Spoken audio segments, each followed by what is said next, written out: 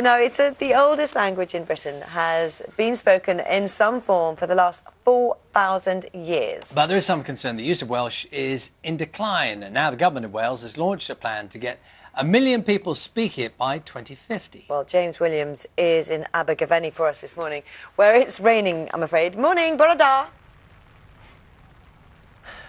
Bore da and croeso. Welcome to the National Eisteddfod, held this year in Abergavenny in the border county of Monmouthshire. Now, it's the biggest cultural festival of its kind in Europe, where all of the political discussions, cultural discussions, competitions ranging from choral singing to reciting to poetry writing are all held in the Welsh language, which at the moment is spoken by around a fifth of the Welsh population. Now, as you can see, it's been a rather soggy start to this year's National Eisteddfod. But if there's one thing that really fires up Eisteddfod goers, it's the future of the Welsh language.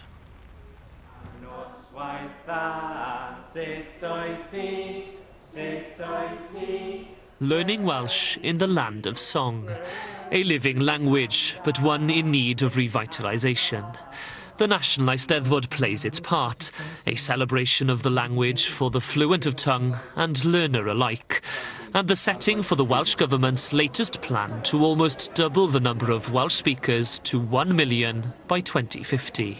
This is a deliberately ambitious target, because what we want to do is to move the conversation that we've had about the Welsh language over the last few years.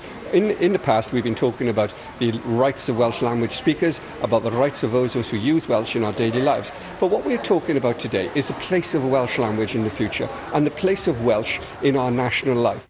But the government faces an uphill struggle. In the last census, 19% of the population said they could speak Welsh, a slight fall from the decade before.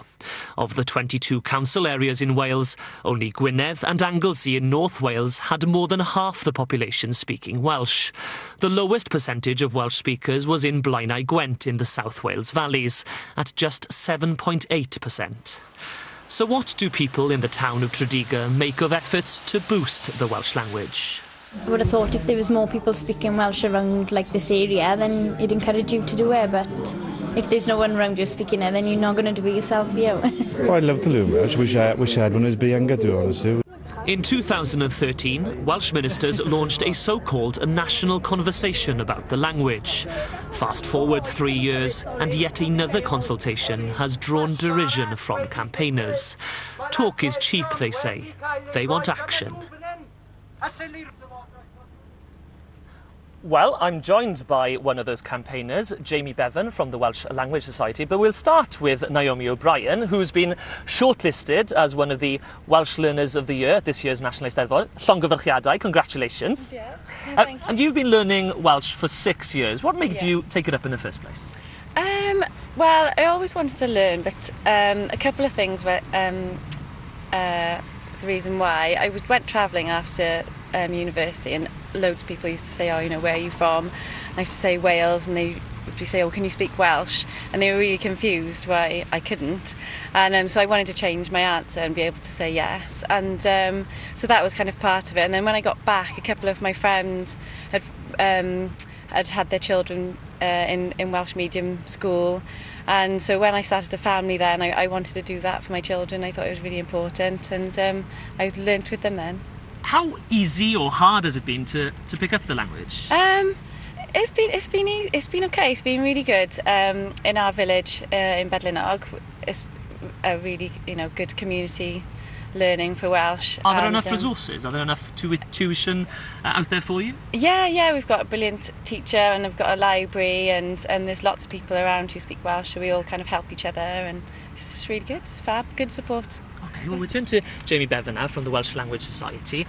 You support the Welsh Government's ambition of almost doubling the number of Welsh speakers in Wales to 1 million by 2050. It seems quite ambitious, doesn't it? It is ambitious, yes, and I think to achieve it, we are pleased that the government have taken on the idea of 1 million Welsh speakers, something we introduced last year in the run-up to the election.